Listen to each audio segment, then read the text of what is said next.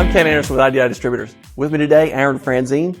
IDI has just started a service center for spray foam rigs in the Tulsa branch.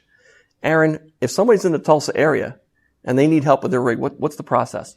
So first step is to call the number on the screen, Ken, and they're going to get a hold of our service center folks, and we're going to discuss the repair a little bit, and they can bring in a rig or a gun or a pump or whatever it is, and Or their whole rig? They're a whole rig. So Okay. They're going to get a quote on it and then approve the quote. Once it's approved, we'll turn it out. Great. What if they're not in driving distance? Can we still help them? Yeah, absolutely. If they're not in driving distance, they can ship a displacement pump, a stick pump, a gun, a whole hydraulic pump line. Anything a customer is willing to ship on a pallet, we'll have a look at it, do a quote, and turn it around. Perfect. What's the cost on something like this? Cost is pretty typical of what you would see with an auto repair center. So it's going to be parts and labor. You're going to see the parts cost, the labor cost. It's all itemized on the quote.